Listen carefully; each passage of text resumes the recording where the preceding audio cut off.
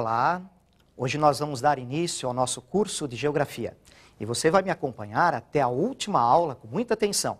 Nós vamos desenvolver os principais tópicos para o seu vestibular. O tema dessa primeira aula é Sistemas Econômicos. Nós vamos começar comparando as características básicas dos sistemas capitalista e socialista. Vamos comparar essas características através de alguns quadros. Vamos ao primeiro quadro, uma característica do capitalismo. Os países capitalistas desenvolvem uma economia de mercado. Há um jogo entre oferta e procura, uma busca do lucro. Este jogo entre oferta e procura é muito importante nessa economia de mercado. Quando a oferta é superior à procura por mercadorias, capitais, serviços, o preço cai. Quando a oferta é inferior à procura, o preço tende a subir. Isso não funciona no socialismo, não dessa maneira. Então vamos ver mais um quadro com a primeira característica do socialismo. Os países socialistas desenvolvem uma economia planificada e eles vão procurar atender às necessidades sociais. Em um país socialista, há um órgão central no governo que vai elaborar um plano. Esse plano, geralmente, é válido para períodos de 5 em 5 anos. Esse plano procura identificar as necessidades da sociedade e ele vai gerenciar todo o funcionamento da economia. Agora vamos mais um quadro para uma segunda característica do capitalismo. Nos países capitalistas, há a propriedade privada dos meios de produção. Num país capitalista, se você tem capital, você pode ser proprietário de terras, você pode ter fazendas, você pode ser proprietário de indústrias, de uma emissora de televisão, você pode ser proprietário também de uma escola, de um hospital. Estes são os meios de produção, os meios com os quais se produz mercadorias e serviços. Nos países socialistas, isso também é diferente. Vamos a mais um quadro, o segundo quadro do socialismo. Em países socialistas, os meios de produção são de propriedade estatal. Não há, portanto, essa propriedade privada. É o Estado que vai gerenciar todos os meios de produção. É o Estado que tem o controle sobre terras, indústrias e outras empresas. E através desse gerenciamento, ele vai tentar cumprir o que foi estabelecido pelo plano, ou seja, atender às necessidades sociais. Para finalizar com o capitalismo, uma terceira característica, um terceiro quadro. Duas classes sociais, a burguesia e o proletariado. Gente, essas classes sociais são definidas pela característica anterior do capitalismo que nós vimos há pouco. Se você é proprietário dos meios de produção, você vai pertencer à classe social chamada burguesia, os industriais, os banqueiros, proprietários de terras. Se você não é proprietário dos meios de produção, você vive da sua força de trabalho, que você troca por um salário, aí você pertence a essa outra classe, que é o proletariado. Vamos ver como é que funciona no socialismo? Terceiro quadro do socialismo, não existe essa divisão de classes. E por que não existe essa divisão de classes? Bom, você viu há pouco, no socialismo, todos os meios de produção estão nas mãos do Estado. Não há a propriedade privada dos meios de produção. Então é claro que nós não podemos fazer essa divisão entre burguesia e proletariado. Certo? Muito bem. É importante lembrarmos também daquela clássica divisão dos países do mundo em primeiro, segundo e terceiro mundo. Vamos ver também essa divisão através de alguns quadros. O primeiro quadro, países capitalistas desenvolvidos formam o primeiro mundo. Estados Unidos, Japão, Alemanha e Austrália são alguns exemplos. Esses países capitalistas desenvolvidos geralmente são muito industrializados. São países que têm um padrão de vida muito bom. Os seus indicadores socioeconômicos são muito positivos. A população cresce lentamente. Taxa de natalidade é baixa. Esses países concentram muito capital em suas mãos e também têm grande desenvolvimento tecnológico. Vamos conhecer o segundo mundo através de um outro quadro? O segundo mundo reúne os países de economia planificada. Por exemplo, Cuba e Coreia do Norte. E a pergunta que se faz é, este segundo mundo está em processo de extinção? E o porquê dessa pergunta? Veja, A maior parte dos países que eram socialistas, que tinham a economia planificada, realizaram reformas econômicas e políticas e acabaram abandonando o socialismo, retornando à economia de mercado. Alguns deles ainda em fase de transição. Nesse segundo mundo, ele se reduziu muito de tamanho, está restrito hoje a Cuba e Coreia do Norte. Convenhamos, hein? Cuba e Coreia do Norte, na economia mundial, hoje são inexpressivos. Não podemos quase que dizer que esse segundo mundo está quase que extinto. Agora vamos conhecer o terceiro mundo, mais um quadrinho. No terceiro mundo, países capitalistas subdesenvolvidos. Exemplos: Bolívia, Haiti, Bangladesh e Somália. Esses países subdesenvolvidos têm um padrão de vida baixo. Os seus indicadores socioeconômicos são muito ruins. Esses países, pelo menos muitos deles, têm uma base econômica primária e exportadora desses produtos primários. São países em que o crescimento da população é rápido, a taxa de natalidade é alta. Duas características importantíssimas do terceiro mundo, para você não esquecer.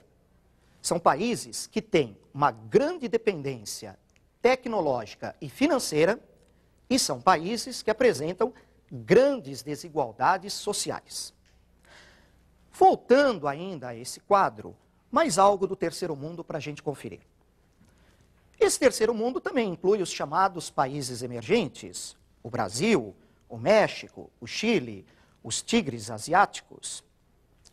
Esses países emergentes já apresentam uma boa base industrial, têm até conseguido melhorar alguns dos seus indicadores socioeconômicos e vem aumentando a sua participação no comércio internacional. Mas eles também têm as características importantes do terceiro mundo, as desigualdades sociais e uma relativa dependência tecnológica e financeira.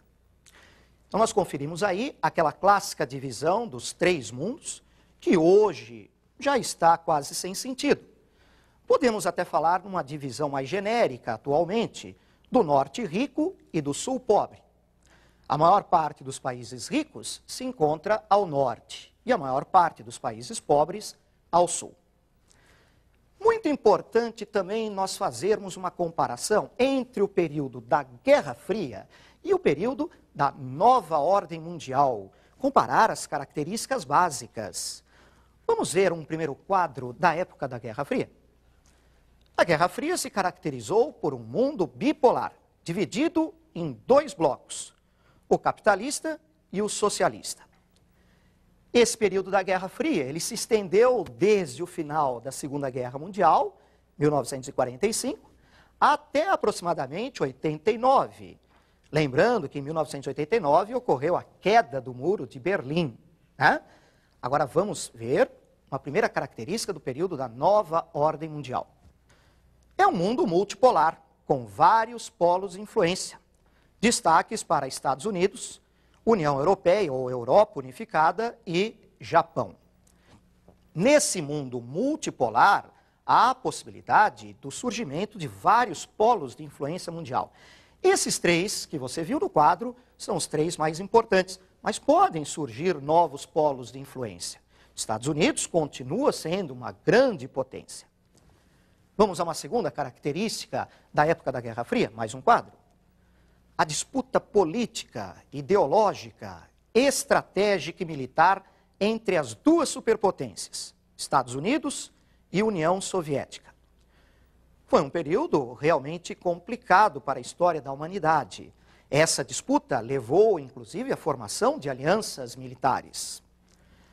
No período que nós conhecemos como Nova Ordem Mundial, a característica é um pouco diferente. Vamos ver o quadro. A disputa agora é econômica entre as principais potências comerciais. Há uma intensa briga por mercados consumidores.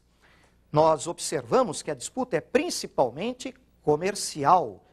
Nós temos as relações comerciais sendo muito mais importantes nesse período atual. E finalizando com a época da Guerra Fria, mais um quadro.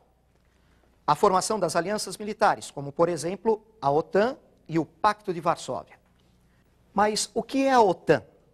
É a Organização do Tratado do Atlântico Norte, uma aliança militar do bloco capitalista, reunindo principalmente países da Europa Ocidental. A OTAN ainda existe. O Pacto de Varsóvia, aliança militar do Bloco Socialista, já foi extinto. E vamos agora a uma terceira característica do período da nova ordem mundial, mais um quadro. Blocos regionais de comércio, a Europa Unificada, o NAFTA, a PEC e Mercosul. Uma característica importante dessa nova ordem mundial realmente é a formação desses blocos regionais de comércio. A União Europeia é um dos mais importantes.